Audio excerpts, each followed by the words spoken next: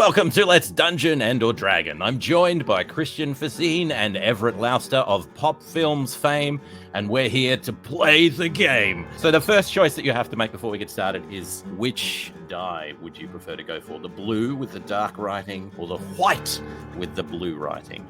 Dark, yes. Blue dark. Keep it spooky. I thought you would. I mean, you run horror films, so I figured you'd go with the dark. All right, here we go. You come to your senses surrounded by darkness and the sound of water dripping in the distance.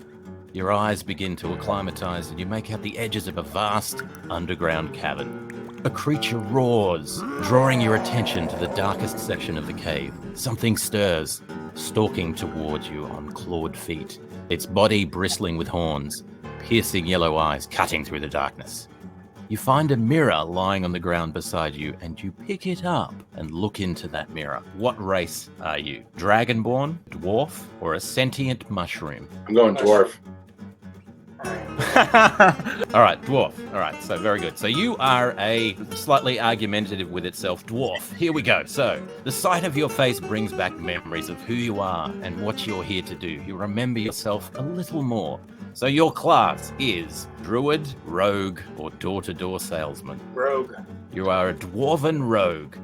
You also remember your name. Rockwall. Rockwall.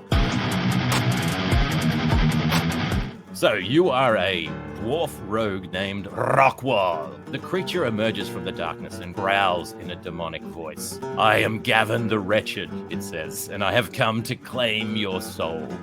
You search for weapons and find 3 curious objects nearby. There's a slick covered rock with the handle of something jutting out from beneath it. You feel something small nestled inside your pocket, which sort of thrums with power. And then there's a suspicious looking knapsack right in front of you. The rock, the pocket, or the knapsack? Which do you go for? The mysterious knapsack. Wise choice, my friend. Wise choice. You unwrap the knapsack, and inside you find a handle. You grab that handle. You feel it vibrate with power. You rip out a fairly battered saucepan that you've had with you for a long time. You've cooked many meals in this saucepan. It's sturdy. It's made of cast iron. It's heavy. It's not your weapon of choice, but that's what you've got now because the enemy is upon you. It approaches. You hold up your, what did I call it? The saucepan? I should have said frying pan. Frying pan probably makes more sense. It's a frying pan is what it is. Your eyes are still a bit blurry. You didn't quite see properly. Oh, it's a frying pan.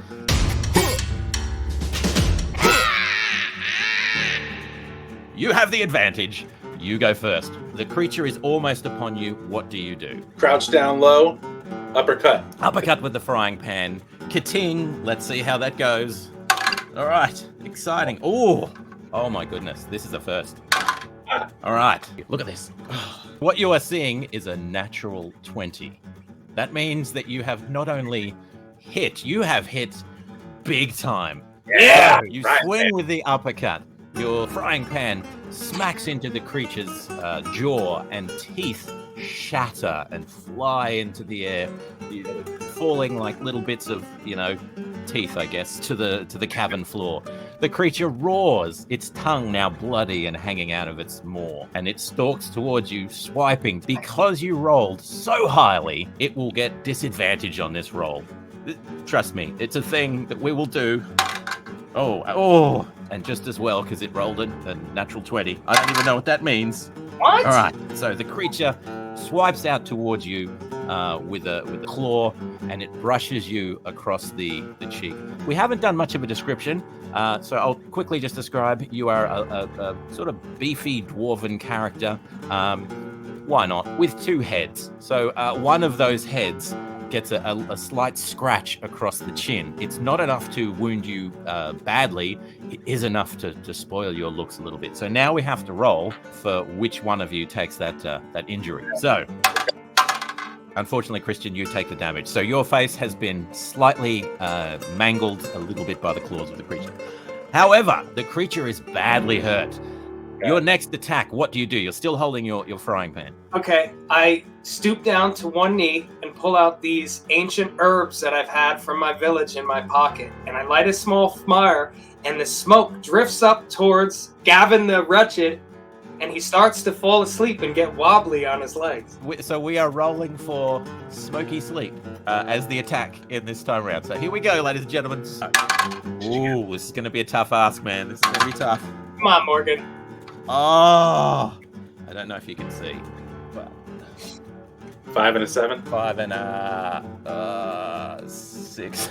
Oh. I can't do it. 5 and a 6. He just so there's something to do with his natural venomous nature pushes back against the smoke and the effect of the narcotic effect, and it snorts and growls and all the rest of it. Not only does it shake off the effects of the smoke, it's angry and it attacks you, sir.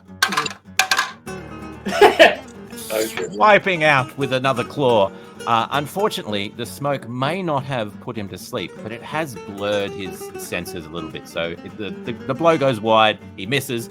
We are out now onto the final attack phase. Cue final attack phase music.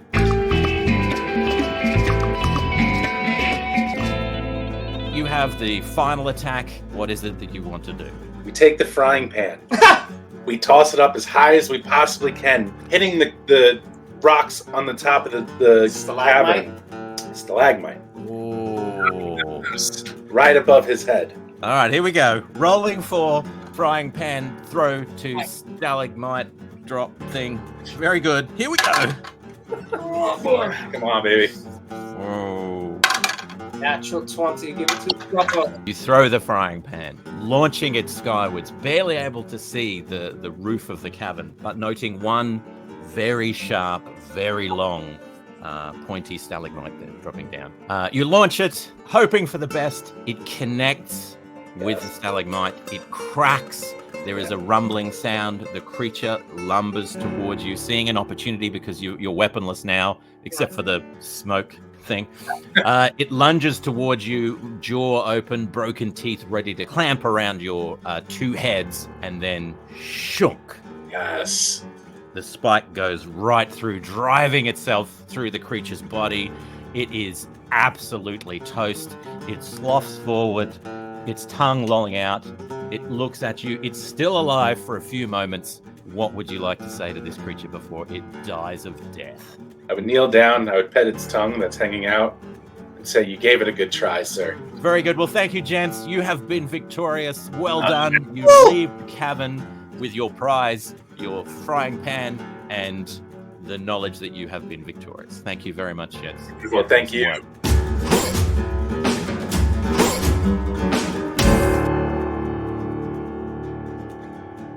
Yeah, that would be funny if at the end it was like, "I'm protecting my babies," and it's like, "Oh, yeah," and you were there to steal the babies for, a stew or something.